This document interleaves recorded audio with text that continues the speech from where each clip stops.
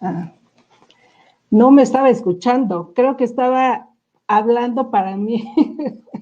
Bueno, les ofrezco una disculpa y les doy de nuevo las buenas noches, amigas, amigos. Gracias por estar con nosotros en una edición más de estos diálogos sin cubrebocas. Eh, yo soy María Elena Matadamas, soy periodista en temas de cultura. Y como les decía, este es un esfuerzo de divulgación cultural que ha sido construido a base de maravillosas alianzas y tengo que dar las gracias no solo a mis compañeros, un grupo de periodistas con la necesidad y la necedad sobre todo de seguir haciendo periodismo cultural, no obstante las circunstancias difíciles que vivimos, a pesar de ellas y por encima de ellas.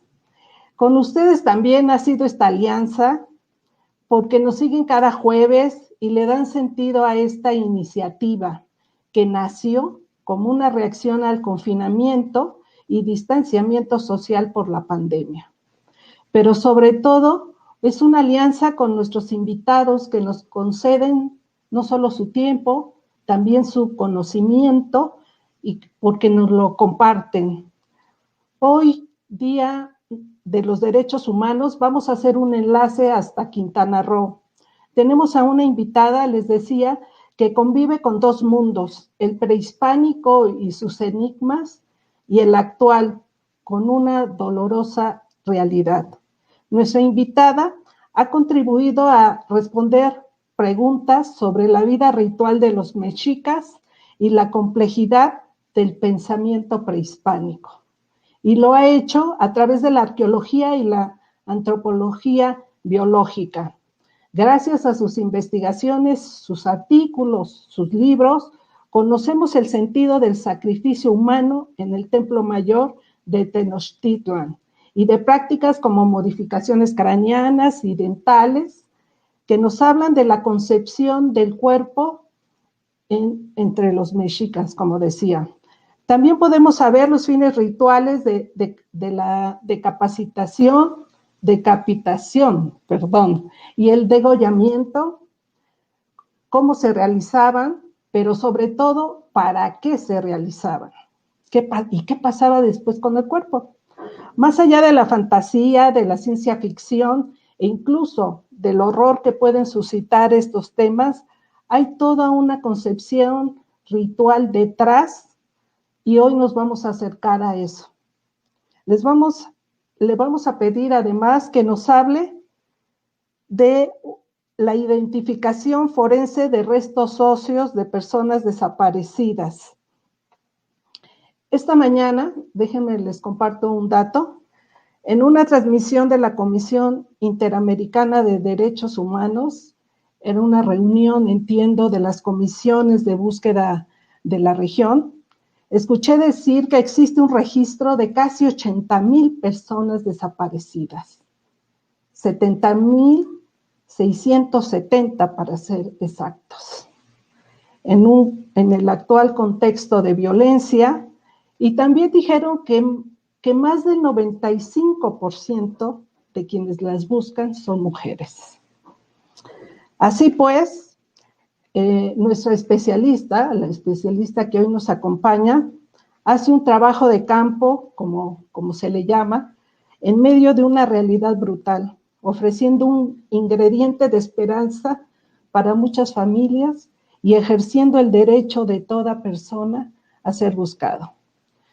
Para quienes no lo saben, Jimena Chávez Valderas, nuestra invitada, colabora en el proyecto Templo Mayor desde 1996 y actualmente es perita en arqueología y antropología forense de la Fiscalía General de Quintana Roo. Hay mucho que decir de ella, de sus investigaciones, pero me voy a limitar a leer algunos cuantos datos solo como contexto. Durante la entrevista van a estar apareciendo algunos otros datos de las becas, apoyos que ha recibido, de sus libros, de su trayectoria. Y también será mejor que dejemos que ella nos cuente más sobre su trabajo.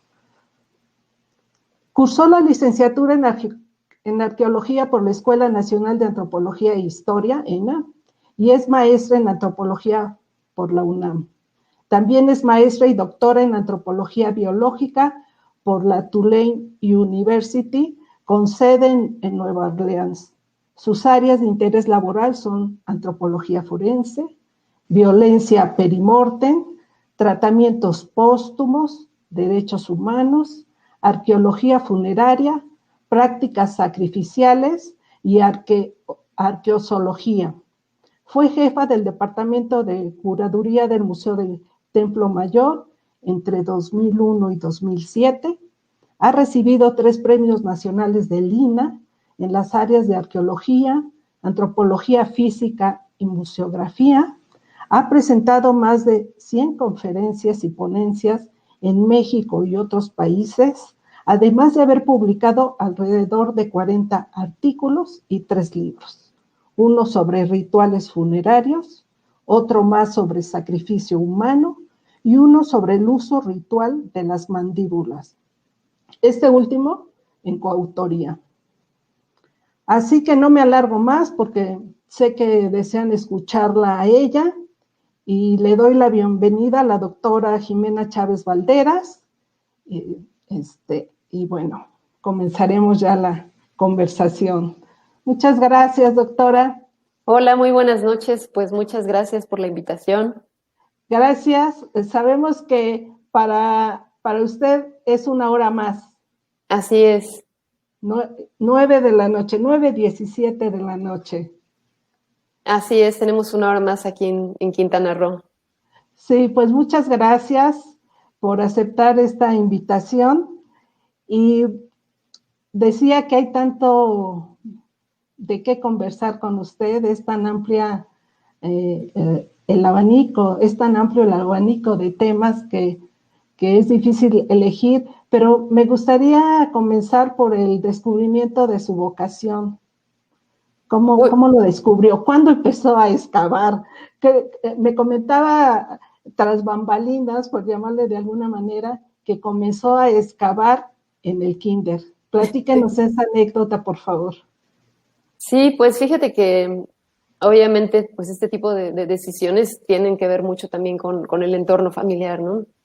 Entonces, pues yo tenía como 2 cosas a mi favor, que mis papás les gustaba mucho pues ir en las vacaciones a sitios arqueológicos, entonces pues siempre estuve como muy familiarizada, pero también de muy pequeñita me gustaba mucho hacer pasteles de lodo, pero no hacía pasteles de lodo normales. Bueno, yo me salía y al jardín, siempre pienso que le agradezco mucho a mi mamá porque pues no se molestaba porque yo empezara a remover la tierra y es más me traía el agua para que yo hiciera mis pasteles y ahí me entretenía.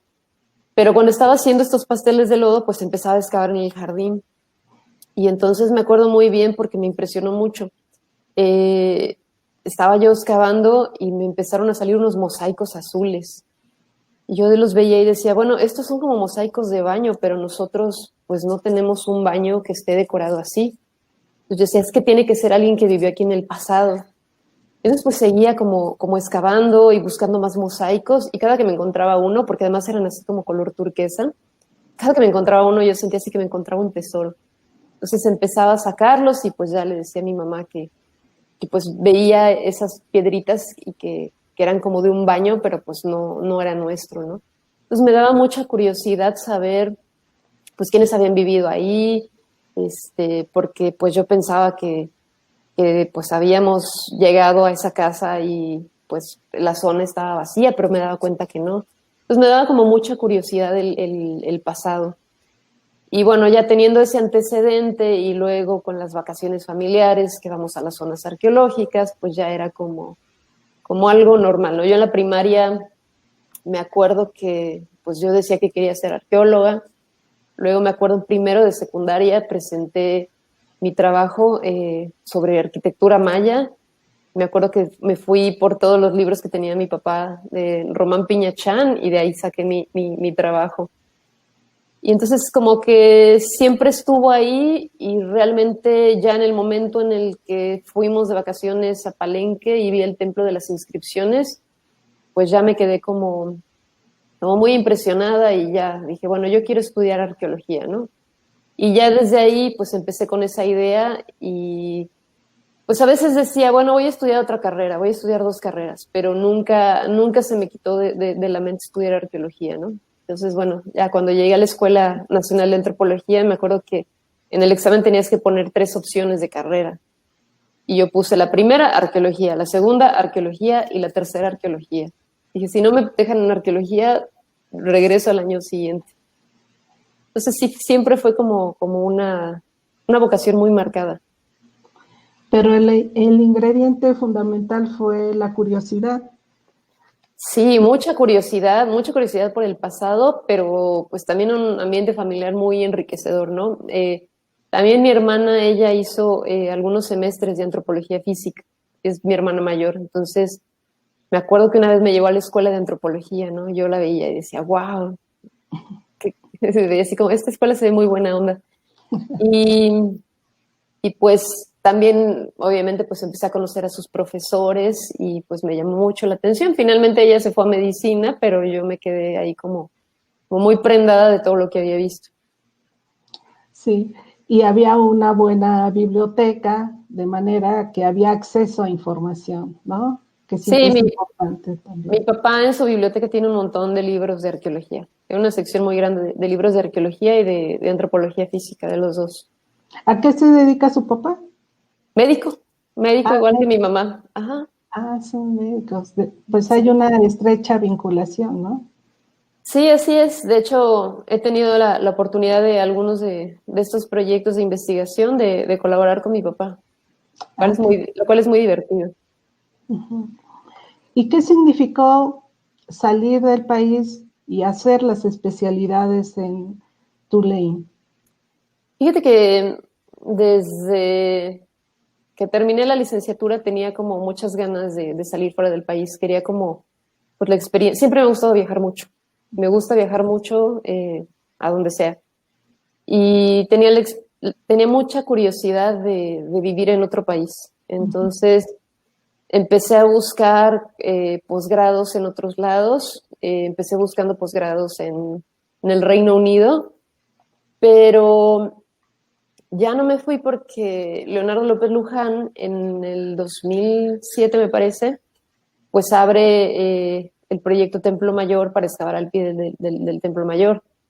Y la verdad es que un proyecto tan fascinante, ¿no? Todo lo que él tenía proyectado que íbamos a hacer era tan apasionante que fui retrasando el irme. Ya cuando llegué el 2011 dije, no, bueno, si no me voy ahorita, ya no me voy a ir. Entonces, sí, es una experiencia que quiero tener, es una experiencia que recomiendo mucho a nivel personal y profesional.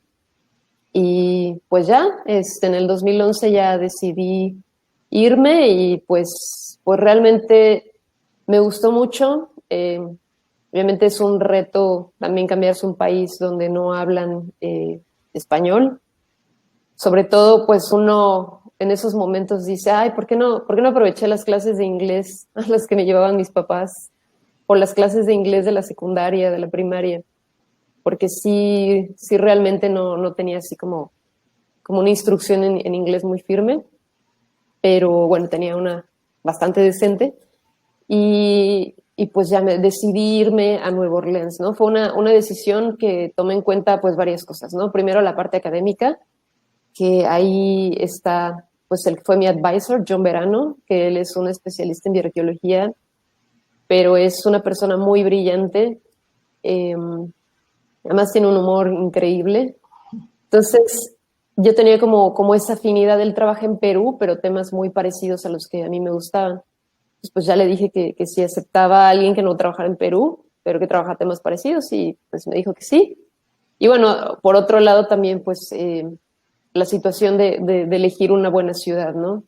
No es lo mismo estar en Nueva Orleans, que es una ciudad con una cultura riquísima, música por todos lados, que en otro lugar, ¿no? Entonces también, pues, sí me hacía ojitos pensarme viviendo en Nueva Orleans. Me da pie a preguntarle algo. Cuando estaba preparándome para esta conversación, de pronto me vi en medio de una serie de conceptos y términos muy vinculados como osteología, antropología física, antropología biológica y arqueobiología. Más allá de las nomenclaturas, estas son disciplinas afines, a disciplinas hermanas. ¿Cómo me explicaría esto? Porque está relacionado lo que usted hace con todas ellas. Sí, mira, ahí pasa una cosa muy curiosa, ¿no? La antropología, en la Escuela Nacional de Antropología, pues tiene diferentes disciplinas, ¿no? La arqueología es solamente una de ellas, pero está, por supuesto, la antropología física, está la lingüística, la antropología social, la etnología, etcétera, ¿no?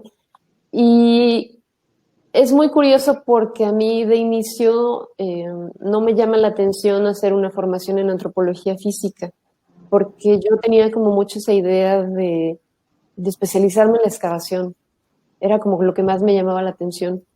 Entonces me fui a arqueología, pero ya estando en arqueología, eh, pues empecé a descubrir qué hacían los colegas, ahora sí que de la disciplina de al lado, y realmente me encantó, ¿no? Empecé a convivir con profesores de antropología física y pues me llevé como una muy grata sorpresa, una admiración muy, muy grande por lo que hacen. Entonces fue cuando empecé a vincularme, digamos, a esa otra disciplina antropológica. Pero bueno, ya fue a través de los posgrados. Y bueno, la osteología pues es, digamos, una rama dentro de la antropología física, implica el análisis de restos óseos. Y la bioarqueología es un nombre que se le da, digamos, a esta osteología, pero es un nombre que se le da en la década de los 70 para hacer hincapié en que no es algo descriptivo, ¿no? Sino que es el estudio de los restos óseos encaminados a conocer las culturas del pasado. Entonces, este término, bueno, curiosamente lo asociamos más con arqueología porque pues dice bioarqueología. Sin embargo, yo en México, pues los mejores bioarqueólogos que conozco tienen una formación original en antropología física. Obviamente hay de los dos, ¿no? Somos como esta parte donde convergen, donde vemos muchos híbridos, que también tengo muchos colegas que hicieron la licenciatura en antropología física y ya para los posgrados se fueron al área de la arqueología. Entonces sí son complementarias y pues sabemos muchos híbridos que estamos ahí en el centro. Te digo, conozco antropólogos físicos que son buenísimos excavando, son buenísimos haciendo recorrido de superficie. Entonces somos aquí como esta generación de híbridos que estamos entre las dos disciplinas. ¿Qué preguntas trata de responder la arqueobiología? Bueno, el nombre correcto es bioarqueología. Entonces, Bioarqueología. así es correcto.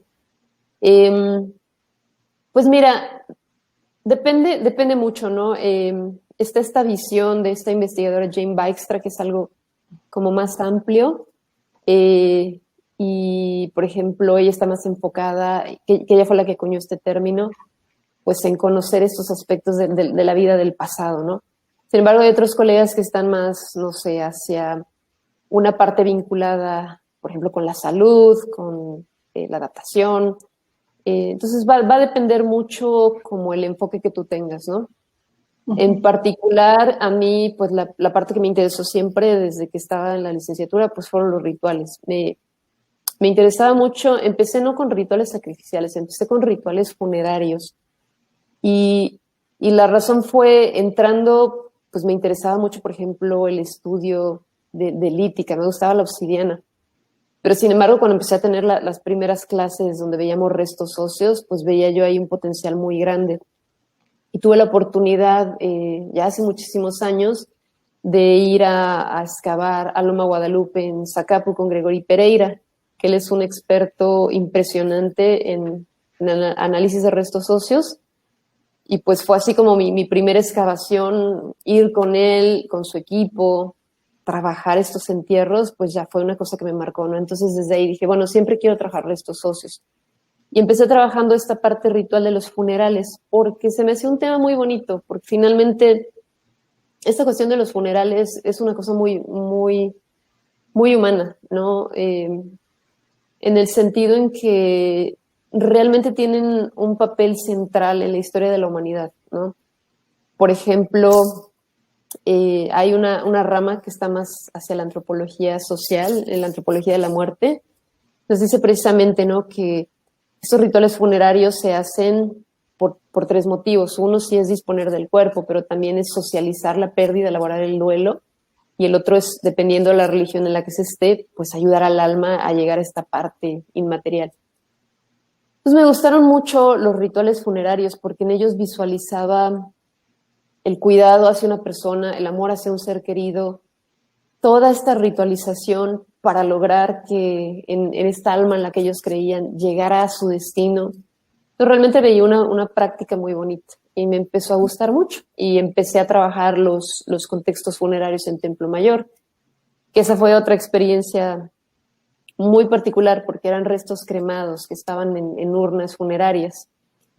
Entonces, pues yo empiezo a ver los huesos cremados y realmente pues no sabía mucho qué hacer con ellos y tuve la fortuna de, en ese entonces, pues hacer una llamada a la doctora Carmen Pilluán de la Dirección de Antropología Física y pedirle platicar con ella. Entonces le platiqué de que quería hacer la tesis y ella fue tan generosa, me dio, estamos hablando hace muchos años, ¿no? Entonces pues, no me dio los PDFs, me recibió así con unas fotocopias y todo súper actualizado. Entonces yo dije, wow, realmente tiene un potencial de estudio los restos cremados, ¿no? Creemos que pues ya no hay mucho que hacer por ellos porque ya están muy afectados por el fuego.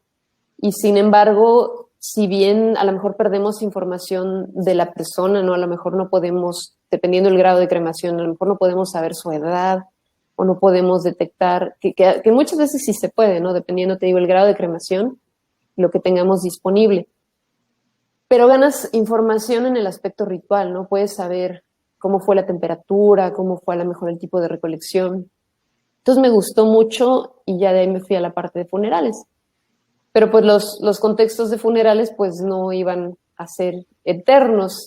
Tenía yo que buscar otro tipo de restos humanos y ya fue cuando pues empecé a voltear hacia los restos sacrificiales y pues ya descubrí ahí otro panorama muy interesante.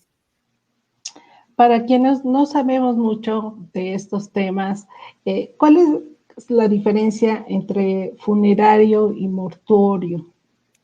Bueno, fíjate que yo utilizo ya más bien el término, antes utilizaba mortuorio, pero hay un poco de confusión porque en inglés no se utiliza igual que en español. Entonces, más bien trato de utilizar funerario y no funerario, que esa es una clasificación que ha trabajado mucho Vera Tisler. Dentro de lo no funerario, una de las, digamos, subclasificaciones es lo sacrificial. Entonces, ¿qué va a ser lo funerario, no? Lo que te comentaba. La persona, la muerte de la persona es la que va a motivar el ritual. Entonces, fallece una persona y el ritual gira en torno a esta persona, gira en torno a que se disponga del cadáver, gira en torno a que los deudos puedan, pues ahora sí que elaborar este duelo, puedan estar tranquilos. Es una parte muy importante y central. Y la otra, depende de la religión que se tenga, pues pensar en que el ritual lo ayuda a llegar al más allá, ¿no? En ese sentido, por ejemplo, los rituales prehispánicos son muy bonitos, porque lo que van haciendo, los dones que le van dando, los bienes funerarios que le van dando al difunto en el funeral, están pensados en ayudarlo al llegar al más allá, ¿no? Pero le dan sus mantas para que no le dé frío. Entonces le van dando ciertas cosas, digamos, para proveerlo en ese camino que va a recorrer. Y en cambio los rituales no funerarios, pues ahí no es, digamos, central, o sea, el ritual no es necesariamente de esta persona encaminado a estos tres puntos que te comentaba, ¿no? Puede ser en los rituales no funerarios a lo mejor una utilización de los restos como herramientas, ¿no? Pero más bien yo en lo que me enfoqué fue en la parte sacrificial. Y en la parte sacrificial, ahí la persona no es la que motiva el ritual, la persona es un componente más del ritual, ¿no? Ya sea que esté representando una deidad, o ya sea que esté funcionando para consagrar una edificación, es otro elemento más del ritual, ¿no? Entonces, por ejemplo, hay una investigadora de Branagh, ella propone que en los funerales la persona es el sujeto y en los rituales sacrificiales pues sería como el objeto, sería como parte de los dones que se dedican. Entonces, esa sería como la diferencia. ¿Qué tipos de sacrificios se detectaron en Templo Mayor? Pues mira, es muy, muy interesante lo que hay en Templo Mayor. Hay una evidencia muy vasta. Cuando yo empiezo a voltear a los restos óseos de contextos sacrificiales, me pasa algo muy curioso, ¿no? Como que tenía yo misma la idea al llegar, y era algo que también escuchaba de muchos colegas, que iba yo a analizar los restos de los guerreros sacrificados. Entonces, llegué un poquito con esa idea y nada más empecé a conocer la colección y bueno, me di cuenta que, bueno, en primer lugar tenía que sistematizarla porque imagínate, fue excavada en los 70, ¿no? Entonces, a partir de los 70 y durante los 80, fue excavada por diferentes investigadores. Entonces, cada uno tenía su forma de registro, algunos muy detallados, otros no tanto. Entonces, pues tenía que empezar a trabajarlo. Y ya que empiezo a acercarme a la colección, a sistematizarlo, a buscarlo, ubicarla, a hacer el inventario, pues me doy cuenta que hay una diversidad muy grande, ¿no? Que hay, realmente sí hay restos de adultos masculinos, pero hay también muchos restos infantiles, hay restos de mujeres, y aparecen en diferentes contextos, ¿no? Entonces voy empezando a hacer el análisis y desmenuzando un poco cuáles son pues estas intenciones con las que se hace el sacrificio, pero también esta diversidad de tratamientos, ya sea sacrificiales o tratamientos póstumos, ¿no? Que también pues es un tema muy, muy rico y muy vasto. Entonces, realmente es una colección que tiene una particularidad, ¿no? No nos va a ofrecer el panorama completo que quisiéramos, porque resulta que la colección es fundamentalmente de cráneos. ¿Por qué de cráneos? Bueno, cuando recurrimos a las fuentes históricas, los propios cronistas nos dicen que pues sucedía el sacrificio en el recinto sagrado, ¿no? Que era esta parte ceremonial de la ciudad de Tenochtitlan, y que las cabezas de las víctimas se preservaban en el recinto sagrado, pero no los cuerpos, ¿no? Los cuerpos se podían ir al barrio, al Calpulli, por ejemplo, o también al lago, ¿no? La parte del remolino de Pantitlán, que era un sitio que se pensaba, se hacía este remolino y se pensaba que comunicaba como pues diferentes planos del universo. Entonces, es una colección prácticamente de cráneos, entonces no vamos a tener mucha información respecto a las prácticas sacrificiales, ¿no? ¿A qué me refiero con esto? Las fuentes nos van a decir, la principal técnica sacrificial es la extracción de corazón, pero resulta que tengo puras cabezas, no tengo forma de evaluar las costillas. Entonces, ahí tenemos esa limitante, ¿no? Sin embargo, sí lo hay, ¿no? Tenemos evidencia, no mucha, pero sí la hay, de las técnicas sacrificiales de la extracción de corazón. Interesantemente la vamos a tener en humanos y la vamos a tener en fauna, ¿no? Y va a ser básicamente la misma técnica, pero obviamente con las particularidades anatómicas que te da pues tener una postura bípeda o ser un cuadrúpedo. Entonces, te digo, en ese sentido, también muchas personas me han preguntado, ¿no? Oye, pero es que si no tienen evidencia del sacrificio en todos, ¿cómo saben que son víctimas sacrificiales y no personas que fallecieron y se reutilizaron sus restos? Bueno, afortunadamente en el Templo Mayor es muy nítido esto, ¿no? En el recinto sagrado. ¿A qué me refiero, no? Por ejemplo, a veces tenemos una ofrenda y si bien no tenemos los cuerpos completos para ver si hay huellas de extracción de corazón, tenemos evidencia de la decapitación. Muchos cronistas plantean que es un tratamiento póstumo y era un tratamiento lento, pues relativamente lento, digamos, o sea, me refiero no a una decapitación así de un solo golpe, porque pues se realizaba con instrumentos de piedra. Entonces era relativamente pues más tardado. Sin embargo, pues vamos a tener que en una ofrenda tenemos 4 individuos, a lo mejor masculinos de la misma edad, a lo mejor con una procedencia del mismo sitio no sé, a partir de los estudios de isotopía. Entonces, ese tipo de patrones repetitivos de una ofrenda a otra, de una etapa constructiva a otra, pues nos está diciendo, no es que en esta fiesta fallecieron 4 personas masculinas y se reutilizaron, y en la otra también, y en la otra también, y en la otra también, y de la misma región. Pues más bien estamos viendo ya esos patrones, esa ritualización y esos tratamientos póstumos que nos describen en las fuentes históricas que están ahí, que los estamos viendo.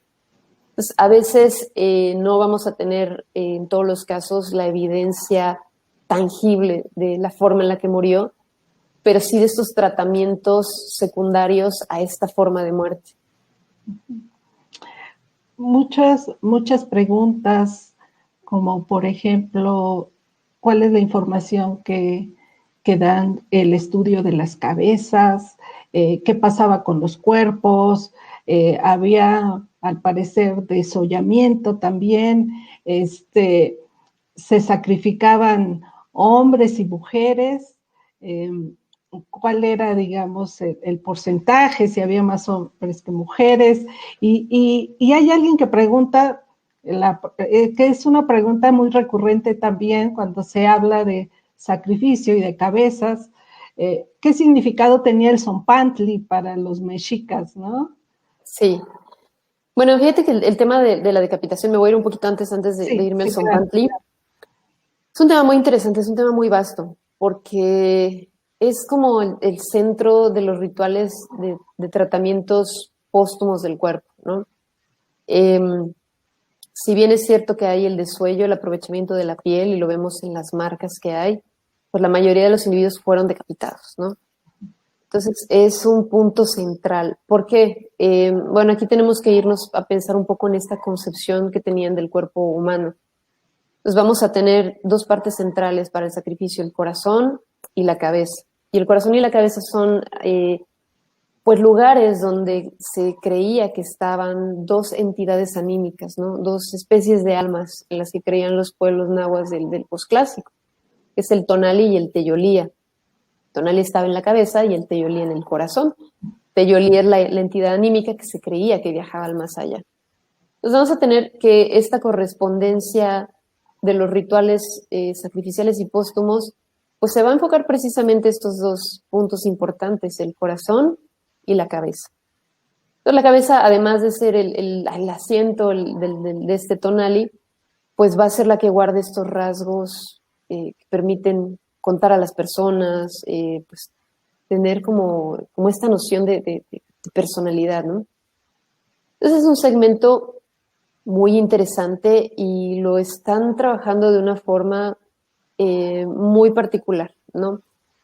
Por ejemplo, ellos realizaban la decapitación. Tenemos evidencia que se hacía generalmente entre la 4ª y la 5ª vértebra cervical. La técnica que están utilizando en Templo Mayor es cortando el cuello de adelante hacia atrás con instrumentos de piedra, ya sea por un corte o ya sea por una acción cortocontundente, es decir, el primero sería, por ejemplo, con un filo delgado y el segundo sería con un filo tipo hacha, quizá como un cuchillo más amplio, más masivo. Y están haciendo esta separación de la cabeza del cuerpo. Te decía, el cuerpo pues no se ha encontrado el lugar donde estén depositados, pero pues tenemos esa noción, ¿no? De que se podían llevar a esta parte del lago, se podían llevar a los barrios, dependiendo pues del motivo del sacrificio, si se iba a llevar al Calpulli, si lo había dedicado a alguien del Calpulli, de este barrio. Y una vez realizada la decapitación, no es un tratamiento único, ¿no? Tiene muchas variantes. Realiza la decapitación y hay varias opciones, ¿no? La primera de ellas es que no se le haga nada a la cabeza y tal cual se coloca en las ofrendas. Entonces, esto lo hemos visto, va muy vinculado también con rituales de consagración del edificio.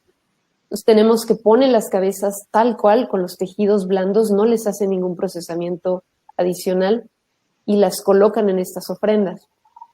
Pero vamos a tener el otro caso, ¿no? Que es cuando les hacen otros tratamientos a las cabezas. Y ahí, pues, hay muchos que hemos visto a partir de las ofrendas de Templo Mayor, pero sin lugar a dudas el más importante es su paso por el zompantli. ¿no? Ahora que los colegas del programa de arqueología urbana han tenido la oportunidad de encontrar los restos del Tzompantli, pues han hecho un trabajo muy, muy, muy importante para entender precisamente estos rituales.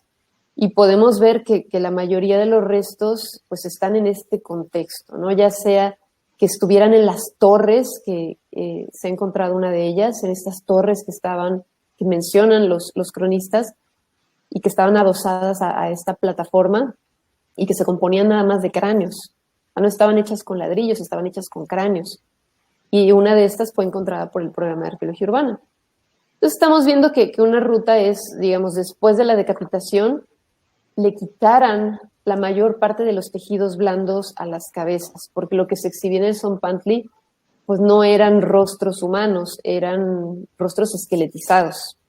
O sea, no estabas viendo ahí, salvo ejemplos particulares, ¿no? Como cuando se exhibían las cabezas de los españoles, que también lo mencionan los cronistas, pues ahí sí querían denotar que eran los enemigos, ¿no? Que se vieran, que los reconocieran. Pero en el Tzompantli no. En el Tzompantli estamos teniendo que se está exhibiendo el rostro esqueletizado. Entonces, para esto, pues tiene que haber un descarne, se tienen que hacer las perforaciones laterales, tienen que vaciar la masa encefálica, y a veces raspan un poquito el hueso, digamos, para limpiarlo. Entonces, hay un procesamiento adicional, ¿no? Algunos de ellos están hervidos incluso. Entonces, ya preparan el cráneo de Tzompantli y lo suben a la palizada, ¿no? Lo suben a exhibirlo. Y pasa algo curioso, ¿no? Porque las fuentes históricas, algunas te dicen que los cráneos estaban ahí en el Tzompantli envejeciéndose muchísimo tiempo. Y luego te dicen, también te dan el dato que no, que los renovaban. Y la información arqueológica apunta como para los dos lados, ¿no? Hay fragmentos que parecen haber formado parte del Tzompantli que ya están rotos, que están intemperizados, o sea, ya dañados por el ambiente. Pero hay otros que sí está la evidencia de que estuvieron poquito tiempo en el Tzompantli y los retiraron. Ya sea que los retiraran para ponerlos en la torre de cráneos que estaba junto al Tzompantli, que de esto mi colega arqueóloga Lorena Vázquez pues, y el equipo que coordina han encontrado datos muy importantes, ¿no? Como que todavía algunos tenían el hueso yoides en la posición, ¿no? El hueso yoides, pues, vaya, está anclado a tejidos blandos, ¿no? Entonces te dice que todavía el cráneo, pues, tenía ciertos tejidos blandos. Entonces tienes ese camino, los pones en esas torres, que al final las torres, pues, son un depósito, son como una bodega de huesos, pero tienes otro más que es reutilizarlos. Entonces resulta que ya los bajaste del Tzompantli y tienen sus perforaciones laterales, pero los van a utilizar para otra cosa. ¿Qué puede ser esa otra cosa, no? Uno es decorarlos, digamos, con cuchillos de pedernal, con aplicaciones y colocarlos así en las ofrendas. Entonces, en muchas ofrendas del Templo Mayor encuentras algunos cráneos de Tzompantli completos, que les pusieron un cuchillo en la boca y les pusieron aplicaciones.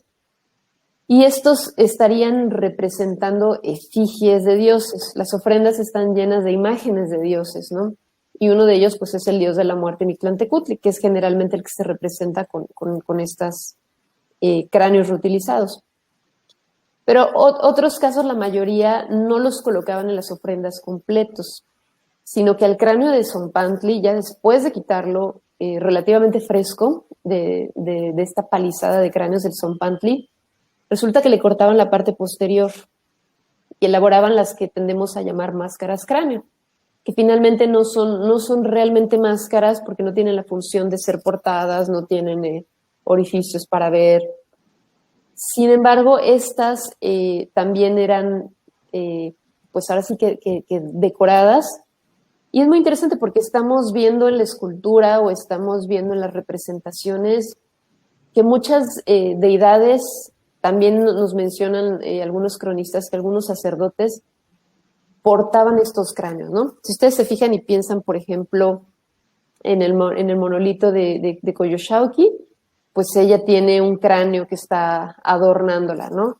Si pensamos en Coatlicue, en la parte anterior tiene un pectoral que es un cráneo cortado, que es muy similar a las que llamamos máscaras cráneo. Entonces, Estas máscaras cráneo pudieron haber sido utilizadas y ser portadas en otros rituales. Y finalmente, ¿qué hicieron? Bueno, a lo mejor las renovaron, las pintaron y las colocaron en el interior de las ofrendas. Entonces, si te fijas, tenemos una cadena de reutilización muy interesante, ¿no? Que a lo mejor un cráneo empieza pues significando una víctima sacrificial en una ceremonia, a lo mejor representando una deidad, va al Zompantli, en el Zompantli se va a relacionar con el tema de la fertilidad, pero pues obviamente también con la exhibición pues del poderío que tiene el imperio. Después baja del Zompantli y a lo mejor está en esta torre de cráneos, o se va a representar una deidad, o es portado por algún sacerdote o por alguna imagen.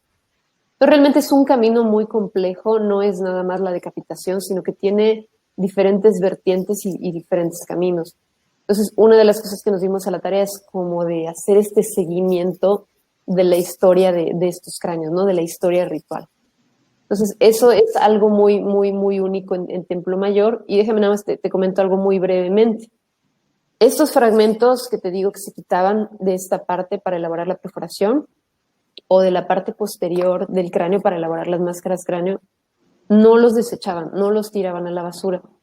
Parecer los juntaban en algún lugar esperando a redepositarlos en ceremonias que tienen que ver con la construcción, ya sea con la ampliación de la plaza principal, o también las colegas del programa de arqueología urbana encontraron materiales similares en el juego de pelota. Entonces es tan importante el cuerpo de una víctima que no vas a desechar ni el fragmento más pequeño de su cuerpo, ¿no? Lo guardas y lo utilizas para consagrar. ¿Y la sangre? ¿Qué pasaba con la sangre?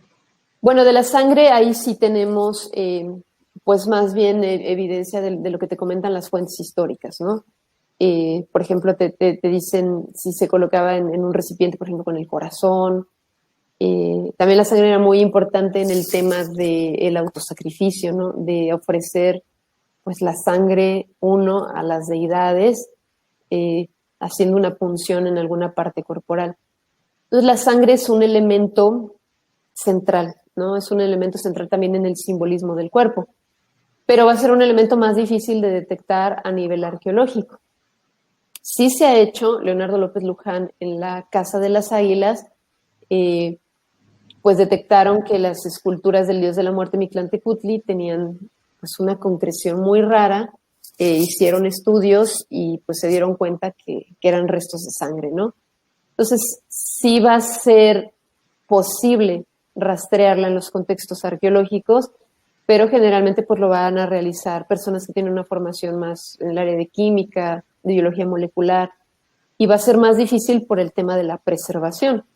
Entonces imagínate, por ejemplo, los contextos que tenemos en el centro histórico, donde sube el agua del nivel freático y baja y sube y baja, pues se están lavando, ¿no? Entonces, pues este tipo de restos se van a perder. Voy a empezar a leer algunas de las preguntas. Han llegado bastantes preguntas y las voy a ir intercalando con las mías, porque están como muy vinculadas. Sí. Donatiu Blakowski, creo que así se pronuncia el apellido, dice que si se practicaba el sacrificio, debe ser en las cantidades que describen algunos cronistas. Dice, sí se practicaba, pero no en las cantidades que describen algunos cronistas. Me imagino que se refiere al sacrificio. Sí, bueno, antes que nada, saludos, Tona. Qué bueno que tocas ese tema. Sí, de hecho, uno también de las cosas que trabajamos en esta investigación es eso, ¿no? Que hay varias posturas en torno al sacrificio, ¿no? Hay quienes dicen no existía, estos pueblos prehispánicos no lo practicaban, y hay quienes dicen sí existía y mataban a miles en las ceremonias, ¿no? Y lo cierto es que estas dos posturas extremas pues no reflejan la realidad de los hallazgos arqueológicos. ¿Qué es lo que pasa, no? Que muchas personas tienden a considerar el sacrificio como una medida del grado de civilización, y esto es un error. O sea, si practican sacrificios o no, no tiene que ver con con el grado de civilización que tenían, ¿no? Esto de grado de civilización, pues no existe. ¿Qué tenemos que entender del sacrificio? Que es una práctica que ha estado en la historia de la humanidad. Esta violencia ritualizada ha estado en la historia de la humanidad y ha estado en muchísimas culturas. Ha estado en Grecia, en Roma, en China. El mismo Fray Bartolomé de las Casas, en su Apologética Historia Sumaria, él hace un recuento de dónde hay sacrificio en el mundo. Y incluso él dice, bueno, en el territorio que ahora ocupa España hubo muchos sacrificios, y él dice de los más crueles, ¿no? El objetivo de las casas era precisamente visibilizar que esta práctica estaba en todos lados y que no se podía utilizar como pretexto para dominar a las poblaciones nativas, ¿no? Es este famoso debate de Valladolid, donde las casas es un elemento principal y el otro es Sepúlveda, que es el que apoya este sistema de encomienda, pues diciendo que los pueblos nativos se lo merecen porque hacían estas barbaridades, ¿no? Entonces, el propio Las Casas es el que dice, bueno, realmente se está exagerando este tema para, pues ahora sí que justificar esta dominación. Y ellos empiezan, de hecho, en esa época, en el debate de Valladolid, es interesantísimo, con esta guerra de cifras. Y Las Casas es de los que empieza a decir, no, es falso que se sacrificaran tantos, ¿no? Y Sepúlveda dice, no, se sacrificaban muchísimos. Y de hecho él dice, pues en esta guerra se han muerto muchísimos, pero los mismos se hubieran muerto por el sacrificio, ¿no? Entonces es este manejo ideológico. ¿Qué pasa, no? Tenemos narraciones como en Durán, que si en la inauguración del Templo Mayor en época de Ahuizotl se sacrificaron decenas de miles de personas, ¿no? Y realmente nada más tenemos que pensar en una ciudad como Tenochtitlan, imagínense, a lo mejor 250,000 habitantes.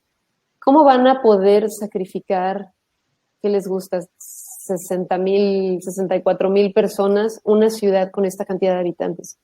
No tendría ni siquiera la capacidad para controlar para mover, para trabajar con esa cantidad de víctimas sacrificiales. Mucho menos los espacios para sacrificarlos, mucho menos los sacerdotes calificados que tenían una instrucción muy especial para hacer el sacrificio. Entonces, pues obviamente nos damos cuenta que estas cifras pues no corresponden.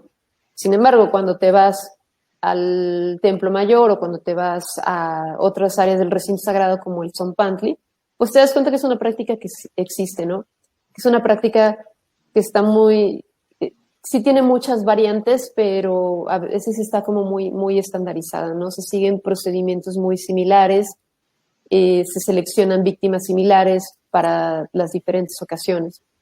Entonces, tenemos una práctica que existe, está presente, no es tan masiva, pero tenemos que dejar de entenderla como algo bueno o algo malo. No es que los mexicas sean buenos si sacrificaban poquitos o que fueran malos, no. O sea, no es una medida de qué tan buenos son o qué tan malos son. Es una parte de su historia cultural que hemos tenido, les decía, ejemplos en todas las culturas del mundo, ¿no? Y esta violencia, pues ritualizada, en ese entonces se llamaba sacrificio, ¿no? Pero sin embargo, bueno, también hay muchos antropólogos que han tratado este tema, ¿no? Del humano como, ahora sí, como un primate muy violento, ¿no? Y ya que habla de prácticas, la de la antropofagia, en la dimensión que se ha externado, que han externado los cronistas, aquí le preguntan, al calificarnos como salvajes, ¿usted cree que se ha magnificado, se ha malentendido esta práctica?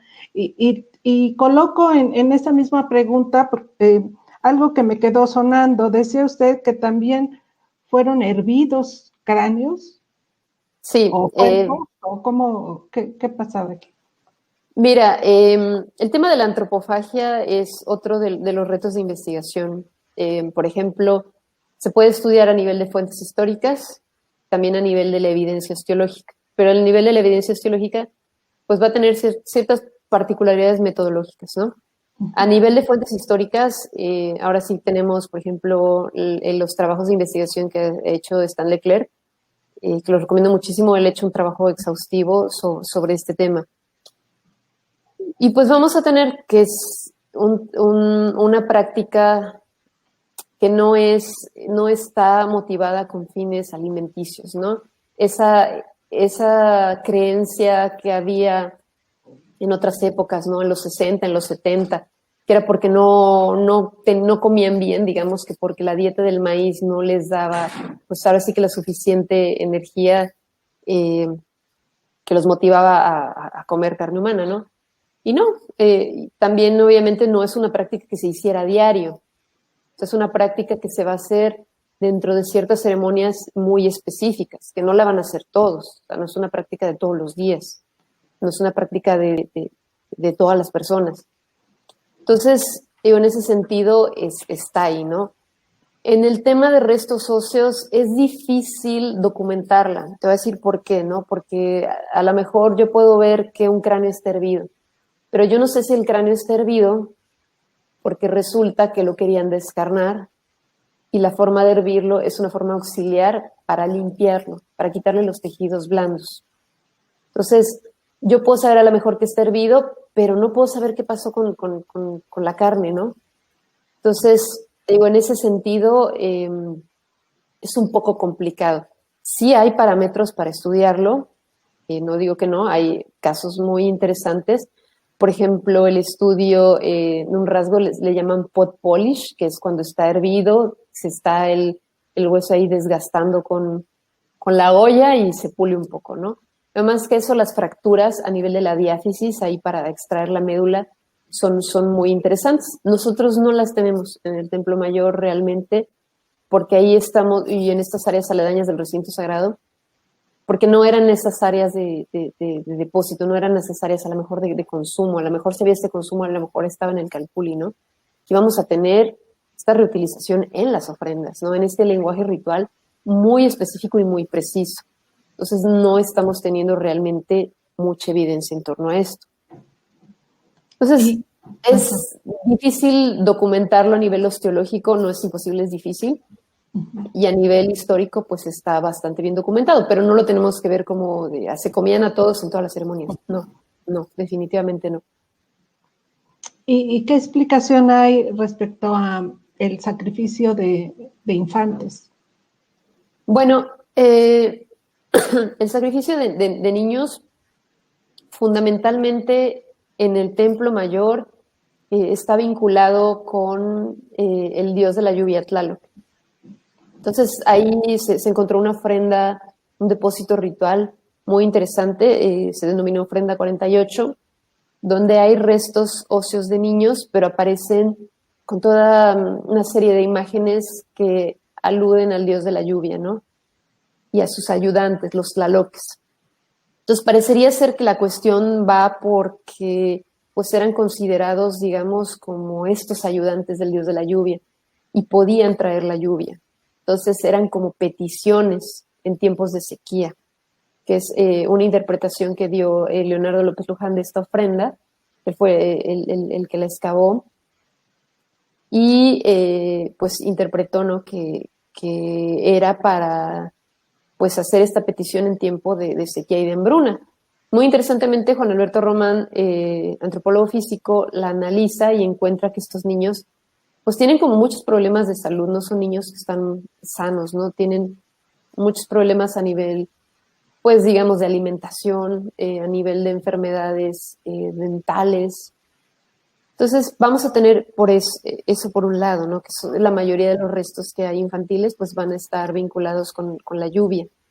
Pero vamos a tener también asociados a la mitad de Huitzilopochtli.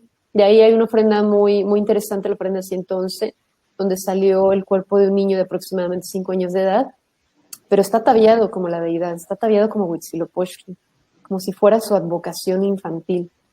Entonces, pues uno de los temas que se ha trabajado es si es propiciatorio para la guerra, también si tiene que ver con la consagración, porque está en la escalera en el momento en que estaban ampliando el edificio.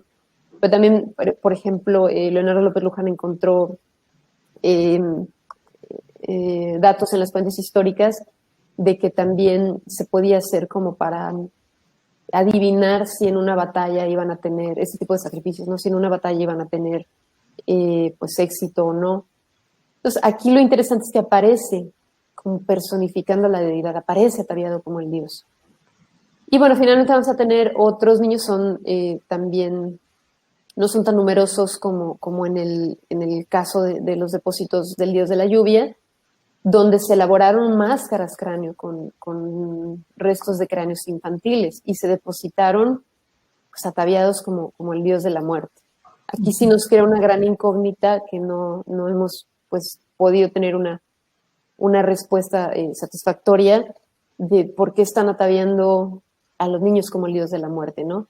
Si a lo mejor ya al estar esqueletizados ya no los estaban viviendo como niños o qué, no lo sabemos. Sin embargo, sí es interesante porque pues los niños eran como considerados más puros, ¿no? A lo mejor como una comunicación más rápida y expedita con las deidades que los propios adultos. Bien, gracias. Voy a leer algunos saludos, hay muchos saludos. Gracias. Eric Moreno. Saludos. A Jimena Chávez. Jacqueline Correa Lau. Saludos a mi querida Jimena desde Arica, Chile. Jesús Eduardo López. Saludos, Jime. Blanca América Rojo. Buenas noches, saludos. Eric Moreno, también saludos. Aquí hay una pregunta que fue de las primeras que llegó. Lupita Medel quiere saber cómo sabe en dónde se debe comenzar a excavar o investigar. Y Eric Moreno dice, con avisos o reportes que se puede encontrar restos. A ver, pero si nos puede explicar. Bueno, ahora sí que depende de dónde estemos, ¿no? Sí, los avisos y reportes pueden ser importantes en algún momento, pero no son la base de encontrar este tipo de cosas, ¿no? A veces, bueno, sí los puedes tener, pero generalmente no me voy a referir a Templo Mayor, me voy a referir a otros sitios, ¿no? Generalmente por los colegas hacen, pues, temporadas de recorridos de superficie para estar ubicando las áreas de excavación. Uno tiende a pensar que llega uno y dice, voy a excavar aquí, pero eso trae un trabajo de temporadas atrás, ¿no? A veces te pasaste quizá 2 meses haciendo el mapeo de tu zona arqueológica y detectando cuáles son las áreas potenciales para ir a excavar el siguiente año, ¿no? ¿Y por qué? Bueno, porque necesitas hacer ese trabajo inicial de conocer el sitio, también para elaborarte preguntas, porque no vamos a llegar nada más a excavar bueno, voy a hacer un pozo aquí, a ver qué pasa, ¿no? No, realmente pues van orientados a, quiero saber la función de esta plaza, los rituales que se llevaban a cabo aquí, o a lo mejor quiero conocer cómo eran las áreas domésticas. Entonces, una excavación siempre tiene que ir orientada con una pregunta de investigación, ¿no? En el caso de sitios como Templo Mayor, pues ahí realmente estos patrones de depósito son tan regulares que realmente a veces sigues el eje del edificio o te vas a las esquinas, el eje central que cruza por el adoratorio de Tlaloc de Huitzilopochtli, y ahí vas a encontrar algo, ¿no? Y bueno, generalmente ahí en esta área, este predio, el mayorazgo de Nava Chávez, conocido también como las Ajaracas, pues ha sido un área de hallazgos. Básicamente te mueves unos metros a un lugar y hay algo, te mueves unos metros a otro lugar, hay algo. Terminas de excavar una ofrenda y abajo hay otra, ¿no? Entonces ha sido un lugar de una riqueza en información, pero sin precedentes, ¿no? Bien, sigo. Nancy Hernández, muchas felicidades. Bueno, estas son a mí, perdón. Yossi Zamora, también saludos a la doctora Jimena Chávez. Carlos Cetina Díaz pregunta, saludos a Jimena Chávez Valderas.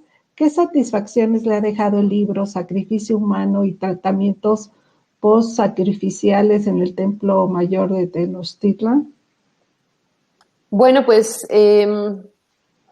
justo con ese trabajo fue donde empecé como a entender muy bien cómo está esta secuencia de reutilización de los cráneos, ¿no? Cómo no es nada más de ya fue la decapitación y se llevó a este lugar y ya, ¿no? No, ¿cómo es tan complejo? ¿Cómo van cambiando de significados? ¿Cómo van cambiando de escenario ritual? Y en ese sentido, me gustó mucho tener esta oportunidad. Sin embargo, fíjate que ahora lo veo en retrospectiva y esta fue una primera investigación que me llevó a consolidar la investigación que presenté el año pasado como mi tesis de la obtención de grado. Y en esta, pues ya pude conjuntar mucho más datos, pude entender mucho más, eh, pues ahora sí que todo este tipo de prácticas. Y vino un componente muy satisfactorio para mí, que fue trabajar los restos de animales. Cuando empezaron a salir, yo no tenía como realmente mucha experiencia trabajando huesos de animales, pero nos está apoyando una bióloga de los laboratorios de Lina, pero pues no podíamos, ella o sea, apoya a Lina a nivel nacional, no podíamos ahí tenerla, clonarla, tener 10 biólogas ahí apoyándonos, ¿no? Entonces teníamos que entrar nosotros a estudiar estos restos. Entonces fue muy bonito porque parte del equipo se empezaron a enfocar ellos en el área de arqueología. Yo empecé a trabajar como las dos vertientes, pero empecé a conocer de anatomía de aves, me fui a la Facultad de Medicina, nos fuimos a las colecciones de referencia de la UNAM, nos prestaron restos, empezamos a trabajar en una colección de referencia del proyecto Templo Mayor, registrada ante la Semarnat, de restos de lobos, donde nosotros mismos los preparamos, ¿no? Entonces tuvimos la oportunidad, pues, de prepararlos y de familiarizarte con esta anatomía como solamente lo puedes hacer cuando estás preparando los cuerpos. Entonces, a mí ya esta otra parte pues me trajo esa satisfacción también de haber tenido la oportunidad de acercarme a ese tema que es fascinante, ¿no? La arqueología es fascinante también. Conocer sobre cómo estos animales estuvieron enfermos y fueron cuidados por los propios mexicas y antes de ser utilizados en las ofrendas, pues fue una parte muy buena. Entonces sí es como de este proceso muy largo de aprendizaje y de trabajo fue una de las cosas que yo agradezco, ¿no? Al principio decía, bueno, ¿quién va a hacer esto? Yo no sé, pero conforme fui teniendo esta oportunidad, fue para mí un regalo poder haber aprendido de esto, ¿no? Y, y bueno, y finalmente esta otra investigación, pues ya estaré, 2020 ya no, pero 2021, pues preparando su publicación también. Bien.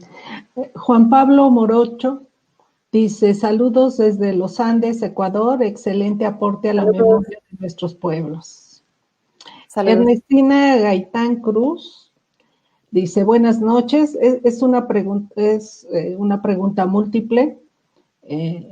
Pienso que la primera parte ha sido ya contestada, pero la leeré completa. ¿Qué nos dicen los restos de los mexicanos del pasado? ¿En qué hemos cambiado? ¿Y para qué es útil saber cómo eran las poblaciones del pasado? Bueno, es una pregunta muy interesante. Obviamente, cuando queremos conocer las culturas del pasado, imagínense si no tuviéramos la dimensión biológica, pues no sabríamos realmente de ellos. Pensemos en nosotros mismos, ¿no? A lo mejor si yo nada más sé que hago, no sé, que trabajo en tal cosa, pero no tengo este otro dato que diga, pues a lo mejor qué edad tenía, de qué me enfermé, todas estas cuestiones, cómo me alimentaba, pues no tengo como ahora sí que la película completa. Entonces, realmente, pese a que yo me he enfocado mucho más a la parte ritual, me ha tocado también mucho colaborar con colegas que están más en esta dimensión más biológica y realmente veo cosas importantísimas, ¿no? Por ejemplo, ahora está muy en boga los estudios de isotopía para ver patrones de residencia, pero también para ver alimentación. Entonces, imagínense esta ventana nueva que se está abriendo que nos permite saber, pues, qué comían los habitantes de este territorio en el pasado, ¿no? Entonces, es muy interesante y estamos ante, por ejemplo, cómo migraban. Entonces, imagínense todo este panorama que se está abriendo. Entonces, pues sí, es una pregunta muy amplia. ¿De qué nos sirve conocer el pasado? pues nos sirve de esta curiosidad que siempre hemos tenido como humanidad, saber qué hubo antes y también darle este sentido a conocernos mejor ahora, conocer los procesos que se han dado para que lleguemos a lo que somos, ¿no? Pues nosotros, obviamente, para conocer pues, lo que somos, tenemos que entender pues quiénes eran las poblaciones nativas, este proceso de mestizaje, toda esta historia que ha resultado pues en lo que somos hoy día como sociedad. Bien. A ver. Dice Rodolfo Run Galván. Con el estudio de antropología física, ¿se sabe el lugar de donde venían buena parte de los sacrificados y expuestos en el Zompantli? Saludos, maestra Jimena. Mi hijo Neftalí la tenía en buena estima. Gracias. Ay, muchísimas gracias. Mucho gusto en saludar. Yo siempre, Neftalí, los mejores recuerdos. Recuerdo mucho un trabajo final que hizo precisamente sobre sacrificio infantil. Muy bueno. Y pues mucho gusto saludarlos. Ya me perdí en Neftalí. ¿Cuál era la pregunta? Con el estudio de antropología física, ¿se sabe el lugar de donde venían buena parte de los sacrificados y expuestos en el Zompantli? Sí, de hecho, por ejemplo, últimamente en los últimos años se han realizado estos estudios que les comentaba de isotopía, ¿no? Se ha realizado más para restos que han salido en otras áreas del recinto sagrado, pero sí se han hecho, ¿no? Están los estudios de Alan Barrera, que fue el primero que empezó. El programa de arqueología urbana también realizó algunos estudios. Y después vino el estudio de Diana Moreiras, que también lo presentó su tesis doctoral hace poco más de un año. Y ella es un trabajo muy, muy importante estudiando la dieta, pero también estos patrones de residencia. Y yo tuve la oportunidad para mi investigación colaborar como equipo con ellos, precisamente también en que algunos de los individuos que analicé se hicieran estos estudios de isotopías encaminados a ver estos patrones pues de movilidad. Entonces, ¿qué ha sucedido con esto, no? Que realmente nos hemos dado cuenta que esta idea que teníamos de... Bueno, me voy a ir un poquito a explicar para los que no están en esta área qué es que se ve a grandes rasgos con esto de la isotopía, ¿no? Cuando escuchamos la frase de somos lo que comemos, pues es cierto, ¿no? Y también lo que bebemos, ¿no? Entonces, digamos que nuestros huesos van a adquirir estas firmas isotópicas de la comida, por ejemplo, de las plantas que estamos comiendo, del maíz, y este maíz va a tener la firma isotópica del suelo donde está sembrado. Y a lo mejor estas plantas que las comió el venado el venado va a tener esta misma firma, y así. Igual lo mismo con el agua. Entonces vamos a tener esta firma local del área donde estamos pues consumiendo agua y donde estamos consumiendo comida. Pero resulta que vamos a tener una firma en los dientes y otra en los huesos. ¿Por qué? Porque la de los dientes va a ser fija, va a ser cuando, digamos, el esmalte está consolidándose, por decirlo de una forma general. Entonces resulta que nuestros dientes nos van a decir, bueno, esta es tu firma isotópica de cuando se formó esta pieza dental, ¿no? A lo mejor esta pieza dental se formó al año de edad, entonces es la firma isotópica de cuando eras niño. Y la de los huesos va a ser de los últimos años de vida. Entonces, en esta de los huesos podemos saber, al compararla con la del esmalte dental, si hay una diferencia. Si es igual, pues quiere decir que estás en el mismo lugar en donde estabas cuando eras niño.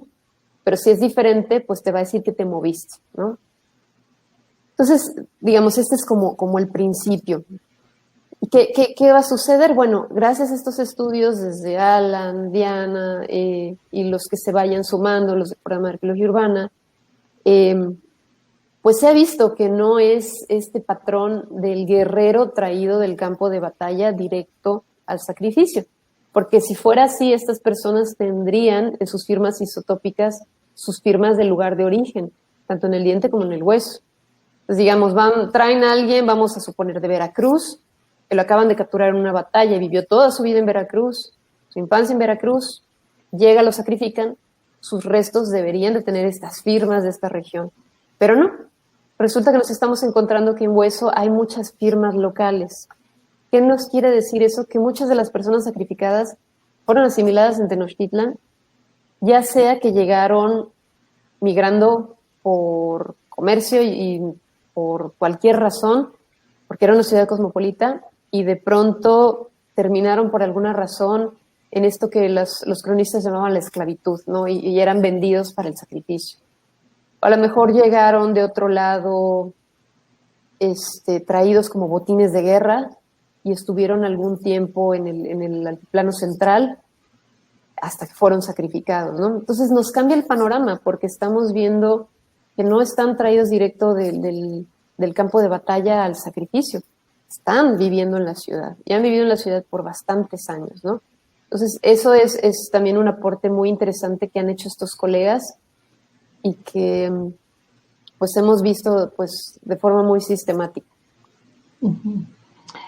Le envía saludos Diego Matadamas y hay una pregunta que me había brincado de Fermín Teuxintli Vázquez Pérez. Dice, saludos doctora, y pregunta, ¿el saqueo de sitios arqueológicos en México, qué tantas posibilidades deja a los investigadores para desmentir las verdades históricas? Saludos, Fermín. Pues el tema del saqueo es realmente muy triste, porque en arqueología pues nos vamos a basar no solamente en los objetos que analicemos, en los restos, sino en las asociaciones contextuales, cómo están distribuidos, dónde están, cómo están con relación a los edificios, entre los objetos mismos. Entonces, cuando hay un saqueo, pues ya realmente pierdes esa oportunidad de conocer la historia, pierdes el patrimonio, pues que es de todos. Pero no solamente el saqueo, así que de un ladrón que va a robar porque lo va a comercializar, ¿no? También tenemos que estar muy conscientes en cuando visitamos algún lugar, en no mover, por ejemplo, aquí pasa mucho en la península de Yucatán, ¿no? A lo mejor hay turistas que entran a los cenotes y en los cenotes hay vestigios. Tenemos que estar muy conscientes de no mover, porque nosotros movemos es como una escena del crimen, ¿no? No podemos llegar y removerla porque perdemos la información. Entonces, sí es un tema, pues ahora sí que triste, se pierde mucha información y pues también es un tema que tenemos que estar pues muy, muy, muy pendientes en que pues realmente el Instituto de Antropología pues también esté al tanto de esta problemática. Le propongo irnos más rápido con dos preguntas antes de pasar a su trabajo actual. Dice Anayeli Flores, doctora, compártenos un poco de tu experiencia en la investigación en cuevas y cenotes. Muchos saludos y gracias por la nutrida plática.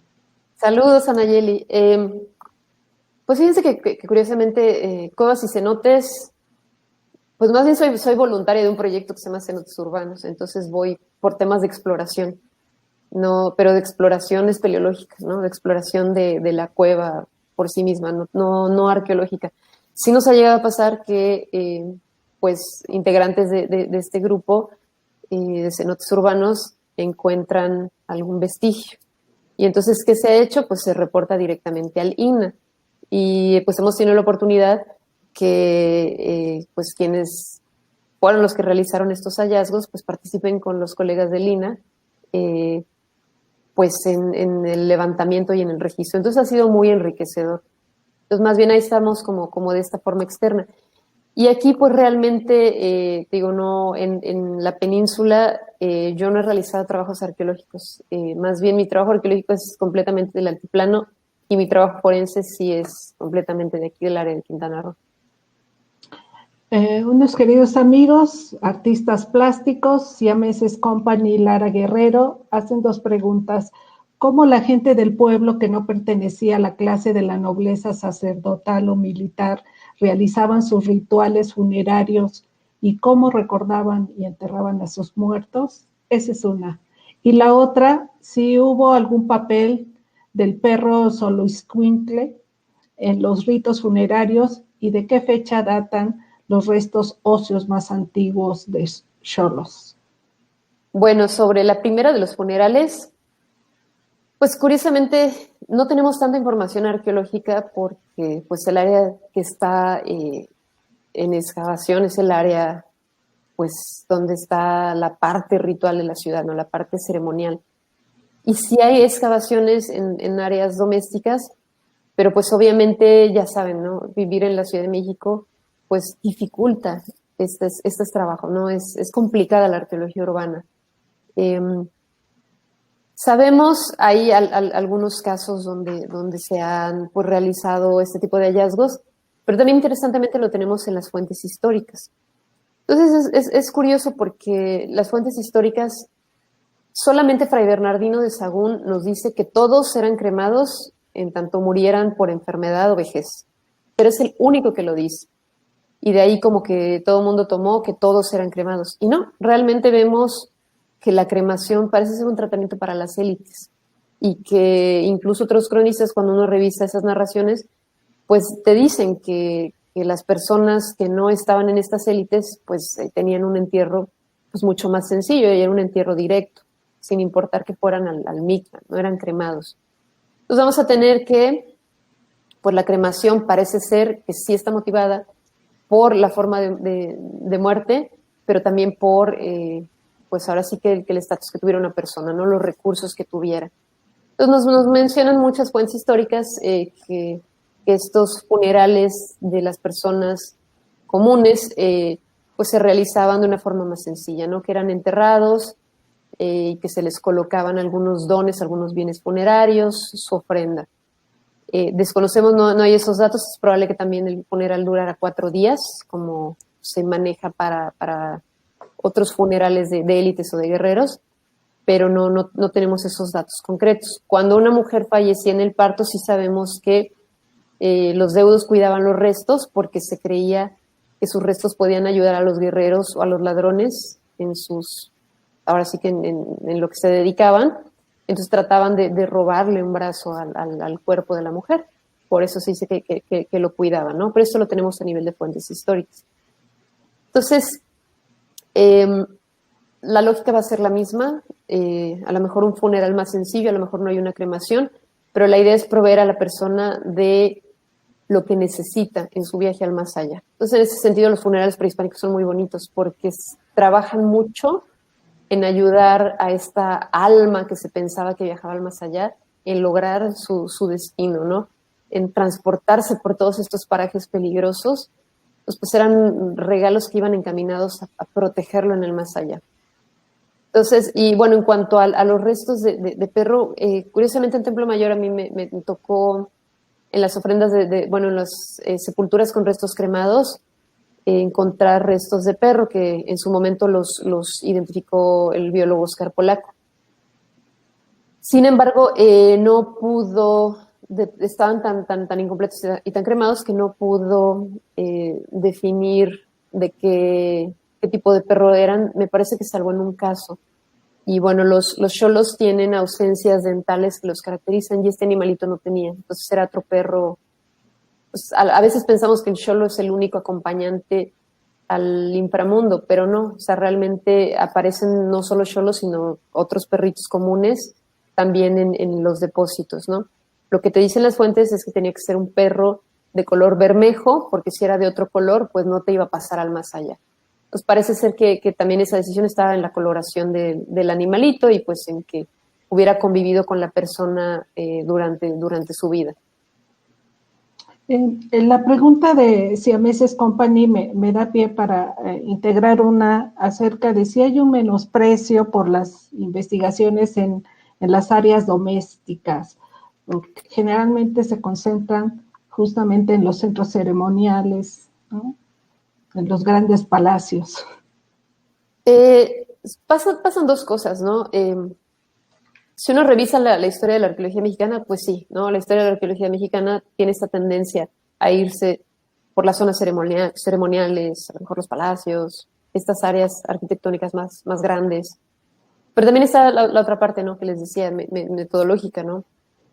Imagínense hacer arqueología urbana, si es difícil hacerla de un edificio tan grande y tan complejo como el Templo Mayor o los templos aledaños, imagínense de una unidad habitacional, de una unidad doméstica, que está en medio de la ciudad, ¿no?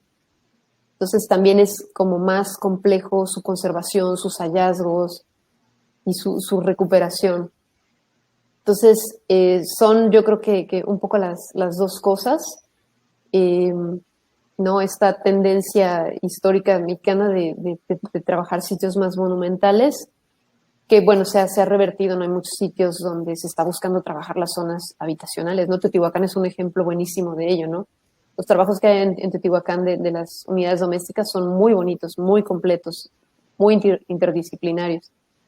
Entonces, sí va a depender un poco, les digo, ¿no? En el caso de la Ciudad de México, pues más difícil encontrar casas que sí se han excavado, que sí se han hecho, ¿no? Compañeros de Salvamento Arqueológico han hecho trabajos muy interesantes en torno a esto, pero sí es más difícil, más raro, más escaso. ¿Quieren saber de cuestiones de arqueología pues, doméstica? Pues les recomiendo mucho ver todo lo que se ha hecho en Teotihuacán. Bien. Juan Pablo Morocho pregunta, ¿cómo está el proceso educativo en cuanto a la transmisión de este universo simbólico en la educación pública mexicana, puesto que aún en Latinoamérica en general y en Ecuador en particular, aún existe una educación eurocéntrica? Pues, fíjate qué pregunta tan interesante. Aquí ha pasado algo muy curioso a lo largo de la historia, ¿no? Y uno lo puede ver también en el tema del desarrollo de esta concepción del sacrificio, ¿no? Cómo a partir de la independencia México empieza como a tratar de establecer ese contraste de lo nativo y decir hoy, pues, a romantizar a veces, ¿no? Estos que eran los mejores arquitectos, los mejores no sé qué. Entonces, creo que en esta parte mexicana hay un poquito esta romantización histórica de algunos pueblos del pasado, pero también ha sido bueno, ¿no? En el sentido de que ha promovido mucho interés por el estudio y realmente, pues ahorita trataba de acordarme, ¿no? Como, la verdad no he visto libros de texto de primaria en los últimos tiempos, pero recordando un poco, a lo mejor cuando pues mi sobrino estudiaba, oyéndome más al pasado cuando yo estudiaba, y sí realmente veía como bastante interés en esta historia del pasado, pero a veces en versiones oficiales, ¿no? No en versiones, ni a veces no críticas, no actualizadas, ¿no? Me acuerdo cuando en esas épocas del pasado, cuando yo estudiaba, pues, ¿no? Muy común dar por sentadas estos mitos de migración como si fueran una historia, también esta tendencia, ¿no? De llamarlos aztecas y no mexicas. Entonces sí veo un poquito de las dos cosas, ¿no? Por una parte este interés, por una parte esta educación, por otra lado un poco de romantización. Pero bueno, va cambiando, ¿no? Aquí en Quintana Roo, por ejemplo, ya en los libros de texto pues aparece la mujer de las palmas, ¿no? Que es un resto de una mujer pues de época premaya, ¿no? Imagínense, ¿no? Todavía cuando había en esta región pues fauna del Pleistoceno, ¿no? En esta región había leones, por ejemplo, ¿no? Había tigres dientes de sable, perezosos gigantes. Entonces ya empiezan a aparecer esas cosas también en los libros de texto locales, denotando pues este interés, pero también incorporar ya investigaciones con los resultados científicos. Bien, la siguiente pregunta ya nos da pie a hablar del trabajo actual en la Fiscalía de Quintana Roo. Dice Mariana Mata, ¿cómo fue la transición del estudio de ofrendas rituales a la búsqueda de desaparecidos por la violencia que hay en el país? Saludos. Saludos. Pues mira, fue un proceso, ahora sí que muy orgánico, en el sentido de que desde que empecé a trabajar el tema de licenciatura, empecé a volcar como mis ojos a lo forense, ¿no? Empecé a vincularme mucho con la Facultad de Medicina, por obvias razones, ¿no? Les digo, pues mis papás médicos de la Facultad de Medicina, entonces ahora sí que desde mi infancia, pues es un territorio muy conocido, me iba a meter ahí a las clases que daba mi mamá, por ejemplo, y empiezo a hacer ese trabajo sobre cremaciones y empiezo a vincularme con la gente del departamento de anatomía, hacerles muchas preguntas. Y en ese entonces tenían un horno crematorio en el anfiteatro. Y pues resulta que voy ahí pues como a enterarme un poco y conozco un personaje maravilloso.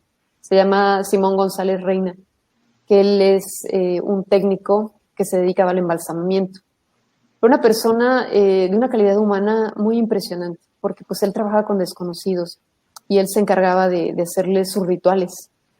Me decía, bueno, el Día de Muertos les hacía algo especial, cuando los tenía en ese entonces que se cremaban, cuando se tenían que cremar, les hacía como una especie de ceremonia, les hacía un discurso.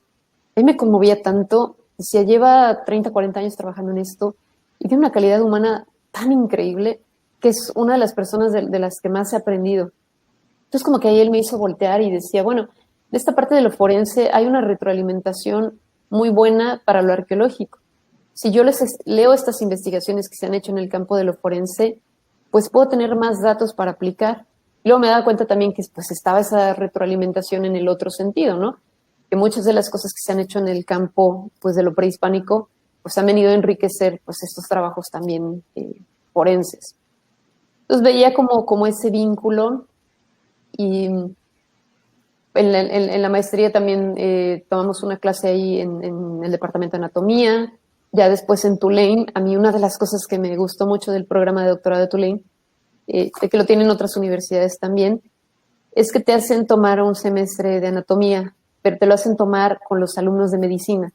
Entonces tú vas, es un semestre que nada más te dedicas a eso, a irte a la escuela de medicina, al departamento de anatomía, y haces tus clases teóricas y tus clases prácticas. Entonces hacía anfiteatro pues varias horas, disecciones, pues por lo menos 3, 4 días por semana.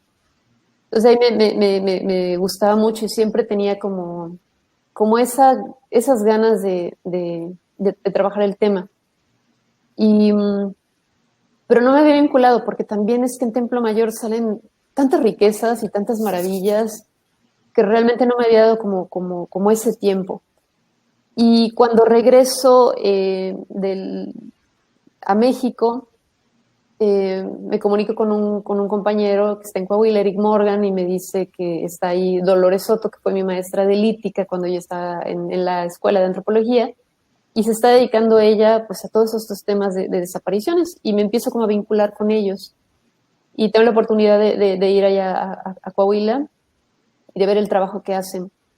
Y en una de esas ocasiones, pues de trabajar con las familias, ¿no? De estar con ellos respondiendo dudas técnicas sobre procedimientos de búsqueda, sobre procedimientos de análisis. Y ya cuando te empiezas a vincular con las familias y empiezas a ver la triste realidad en la que tenemos en este país, es que ya no hay vuelta atrás, ¿no? Entonces, decía, yo ya no me veo regresando a trabajar en una ofrenda cuando hay tanta necesidad de antropólogos y de arqueólogos en nuestro país. Y hay muchos colegas que llevan muchos años en esto. Yo realmente llevo pocos, voy para 3 de tiempo completo, pero tengo colegas que llevan muchísimos años y se me hace muy, muy, muy admirable la labor que hacen. Entonces, básicamente a partir del trabajo con víctimas, con familiares, es que yo ya digo, necesito estar ahí, ¿no? Recibimos mucho en cuanto a la educación pública en la ENA, en la UNAM, en cuanto a las becas, ¿no? A mí mi educación no me costó nada, entonces también sientes de pronto que tienes una deuda social y empiezas a ver las necesidades que hay. Entonces, bueno, que estas cosas que aprendí a lo mejor ponerlas al servicio de esta situación que se está viviendo.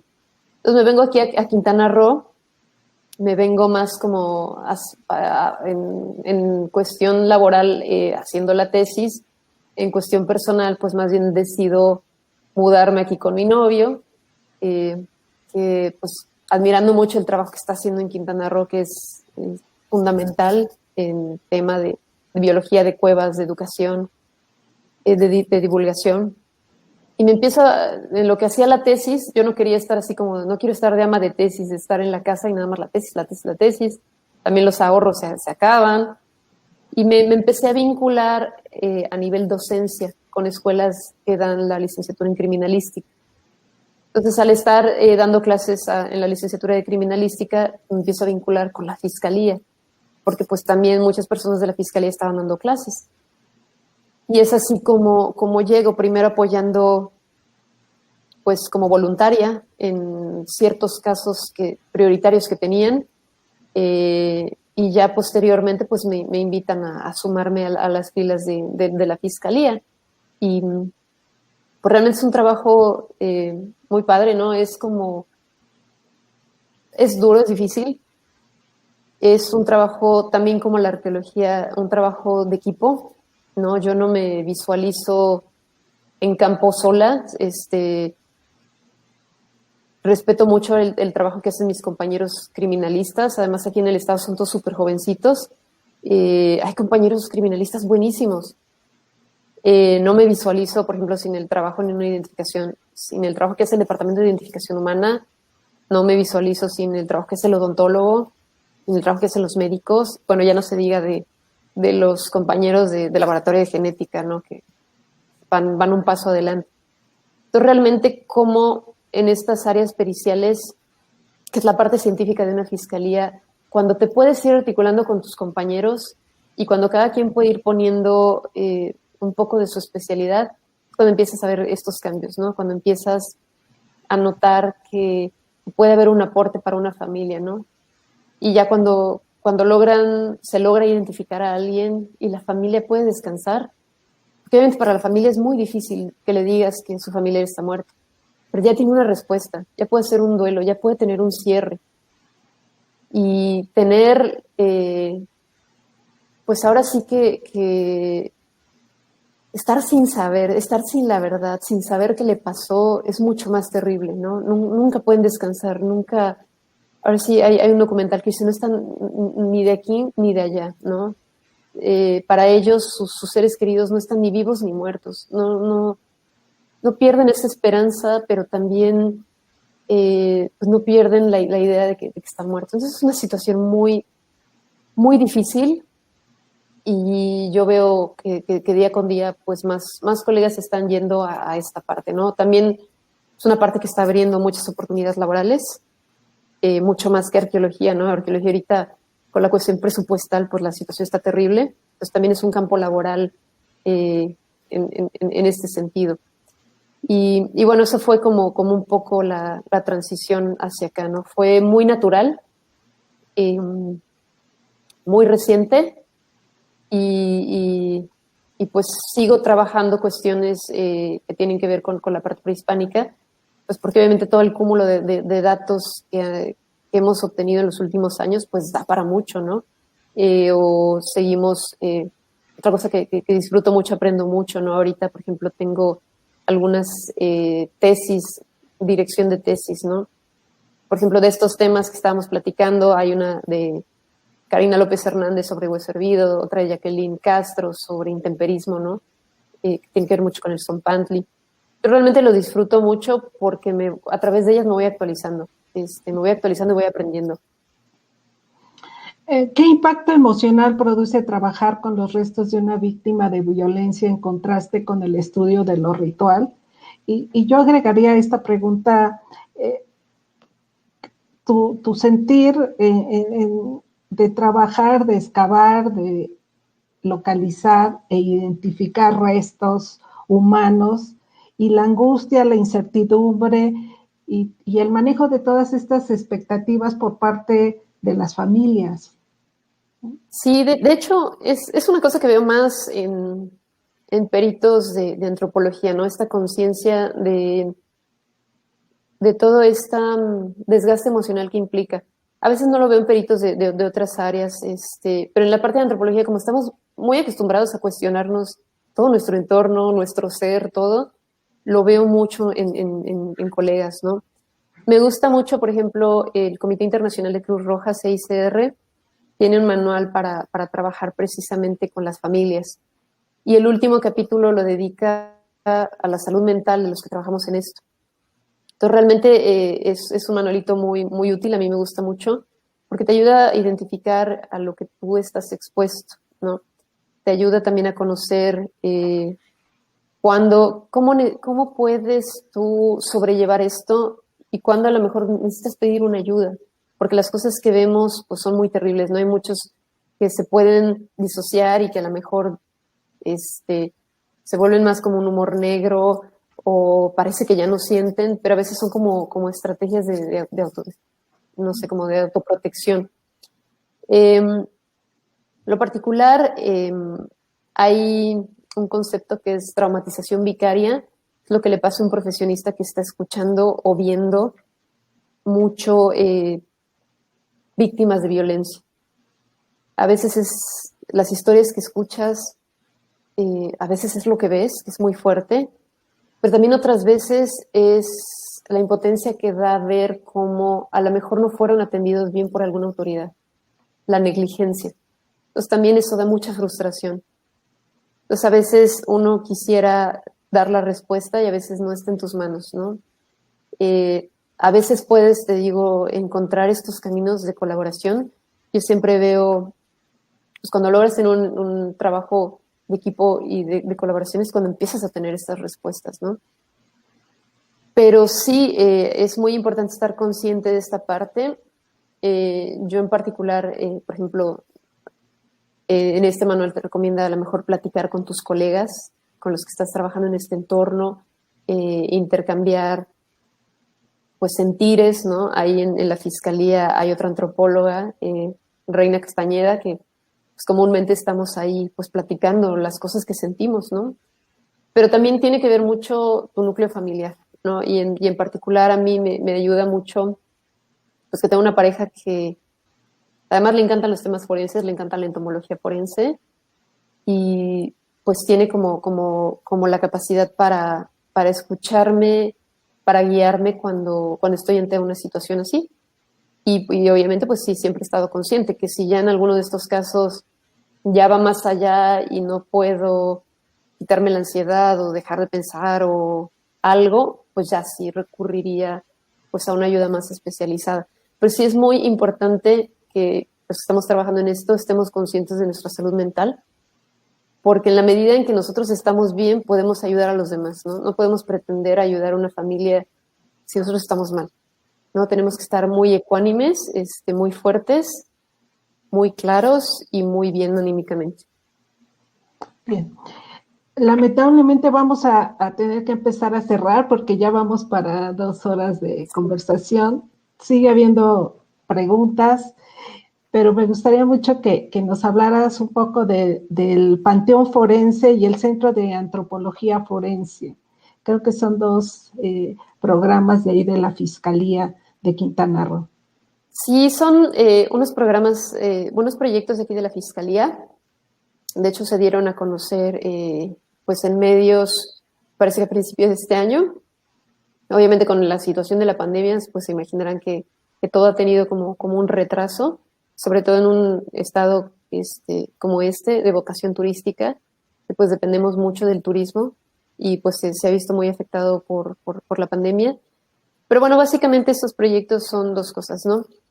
Los que llaman panteones forenses, centros de resguardo, nosotros los concebimos como espacios transitorios, donde van los cuerpos de las personas fallecidas no identificadas o de las personas fallecidas no reclamadas.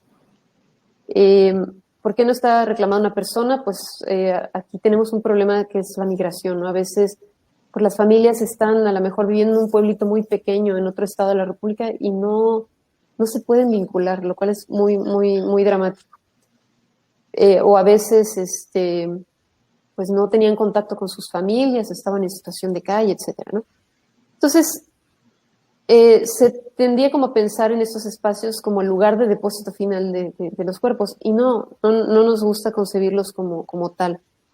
Es muy importante mencionar nada más para contextualizar que la ley ya no permite las fosas comunes. Afortunadamente ya los cuerpos no se pueden llevar a las fosas comunes. Si están las personas no han sido identificadas, no se van a llevar a una fosa por ninguna circunstancia. Se tienen que llevar a tumbas individuales, perfectamente bien identificadas, y tienen que tener un archivo básico de los trabajos periciales que se han hecho, en tema a lo mejor de dactiloscopía, de antropología, de odontología, etcétera, ¿no? bueno, de criminalística, medicina. Entonces, la idea es que estos cuerpos se vayan a un lugar donde puedan ser reclamados de forma expedita por las familias cuando aparezcan, y además ya estén tomadas las muestras, ya está avanzado el trabajo pericial, ¿no? Entonces, esto lo marca la Ley General en materia de desaparición forzada. Y entonces se empieza a hacer esta figura del panteón forense, que nosotros, como lo vemos, pues es como este centro de resguardo transitorio mientras aparece en condiciones dignas, porque además también está el tema de bioseguridad. No pueden estar en los CEMEFOS. Es una crisis que tenemos a nivel nacional, la saturación de los CEMEFOS. Es una crisis que está en muchísimos estados y que el panteón forense pues va, digamos, a permitir que estos cuerpos sean llevados ahí. Ahora bien, nosotros planteamos que va a tener un centro de antropología, también porque por una cuestión, ¿no? Está pensado el proyecto muy a futuro. No podemos estar haciendo una fase nueva de nichos, otra. Estamos pensando en dos cosas, ¿no? En la recuperación de los cuerpos, ya sea por identificación, o en la recuperación de los cuerpos porque se van a meter a una bodega especial donde van a estar los restos óseos. ¿Por qué pensamos esto así? Por las condiciones particulares de la región. Aquí los restos se deterioran mucho. Aunque estén a lo mejor en un nicho, las filtraciones de agua, el calor, los bichos, las termitas, aquí es un problema de deterioro en los huesos muy brutal. Entonces, pues no queremos dejarlos en un nicho a que se deterioren y pues cuando lleguen las familias a lo mejor y quizá pidan alguna otra pericia o algo, pues los restos estén mal, ¿no? Entonces tiene que ver también este tema de conservación. También es un tema que igual, pues ya estando los restos en laboratorio, podemos obtener más datos que a lo mejor no habíamos visto antes por el estado en el que estaba el cuerpo. Entonces podemos pues afinar nuestros registros. Y estos van a estar en una bodega climatizada, con condiciones ideales de conservación, siguiendo lineamientos de conservación de restos prehispánicos, con los embalajes, los materiales, etcétera. Y pues sería como a la par los dos proyectos, y el Centro de Antropología además plantea tener un área de investigación, ¿no? Uh-huh.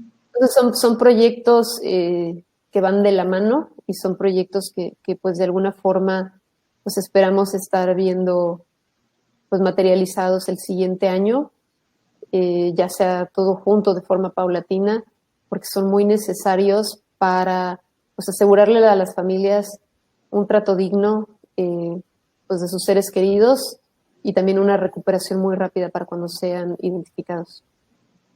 Me gustaría que nos hablaras brevemente del derecho a la búsqueda y del código deontológico en este trabajo forense. Bueno, hemos tenido avances en los últimos años muy importantes, ¿no? A quien le interese, pues esta ley está disponible en Internet. Y además les voy a, para no meterme mucho en el tema y ahora sí que ampliar, porque es un tema muy vasto, también les voy a recomendar, por ejemplo, lo que está haciendo la Comisión Nacional de Búsqueda. También pueden ver muchas veces en sus redes sociales, suben documentos, suben, por ejemplo, información sobre capacitaciones de los temas, suben los protocolos. Entonces, en este sentido, ya sea la comisión, ya sea CICR, el Comité Internacional de Cruz Roja, si les interesa el tema, pues los invito a acercarse a estas instancias para conocer un poco más, o por ejemplo el equipo mexicano de antropología forense también, que está haciendo un trabajo muy, muy bueno. Porque sí va cambiando constantemente, ¿no? Y todos estos cambios que hay en favor pues de las víctimas, en favor de la verdad, en favor de la localización de un ser querido, se la debemos mucho a las familias, ¿no? Es una cosa que siempre he pensado, ¿no? A veces pensamos a lo mejor que lo desarrolló un abogado, que lo escribió. Sí, están ahí, están haciendo, hay gente valiosísima haciendo este trabajo, pero el motor han sido las familias, ¿no? A mí me ha impresionado mucho cómo se han organizado en colectivos, cómo se han vuelto fuertes, cómo han logrado que muchas de estas cosas sean posibles. Entonces, pues están las familias con el derecho a la verdad, el derecho a encontrar a sus seres queridos y pues el derecho a las diferentes formas de la reparación del daño. Bien, gracias. Pues nos tenemos que despedir. Quizá podemos hacerlo, no sé si tengas una reflexión, pero Eric Moreno te pregunta, ¿qué es lo más asombroso que te has encontrado, vivido en torno a la arqueología? Y podrías considerar ambos campos, en lo prehispánico y en lo actual quizá. En lo actual me cuesta trabajo, no podría hablar de algo asombroso porque todos son temas tristes. He aprendido mucho, todos los días aprendo de los casos que vemos o de los compañeros con los que trabajo. Es un aprendizaje muy constante y es un área que le tengo mucho respeto y tampoco me gusta platicar mucho de ella. Obviamente están los límites. Ante todo, partimos de proteger a las víctimas, ¿no? De que estos temas hay una secrecía de la investigación y lo que tenemos que pensar primero es en la protección de las víctimas, en el respeto a ellas. Y ya, bueno, de la parte arqueológica son muchas cosas, ¿no? La verdad es que he sido muy afortunada, siempre he sido así como que un año nos salió la ofrenda del niño tabiado como el dios y después colaboré con Elizabeth Mejía de Querétaro con el hallazgo de una momia de 2.400 años de antigüedad, ¿no? Una niña pequeñita, como 1 año y medio. Nos han salido, no sé, una ofrenda increíble con 9.000 huesos de animales. Entonces realmente es muy, muy, muy difícil decidirse. También la pirámide de la luna, colaborando con Saburo Sugiyama y Gregory Pereira, pudimos excavar un contexto también con víctimas sacrificiales muy impresionante. Y ahí fue toda una experiencia porque pues están en las etapas constructivas. Entonces, para entrar, pues tienes que entrar por túneles y cuando te das cuenta, pues estás en medio de la pirámide de la luna y tienes toneladas de tierra arriba, a un lado, al otro, abajo, y estás tú muy indefenso en un túnel, ¿no? Obviamente pues, se toman las medidas de seguridad, pero de todas maneras es muy imponente. Entonces sí me siento muy afortunada en la parte arqueológica porque me ha tocado ver, pues, siempre cosas muy increíbles, ¿no? Siempre la arqueología es una cosa y la antropología física que nos traen sorpresas constantes, ¿no? Realmente vivíamos ahí en el proyecto en un estado de emoción constante porque todo el tiempo te están saliendo cosas, entonces no tienes como no estar feliz de todo lo que ves. Bien, pues muchas gracias, Jimena. Estamos cerrando en 2 horas de conversación, así es que de verdad agradezco mucho el tiempo, la generosidad de este tiempo, de compartir tus conocimientos y te reitero mi agradecimiento y también a todos ustedes, amigos, que se conectaron y que han participado activamente con sus preguntas. Muchas gracias. Los esperamos aquí dentro de 8 días, la próxima semana, con otro Diálogos sin Cubrebocas. Gracias, buenas noches. Cuídense todos, por favor.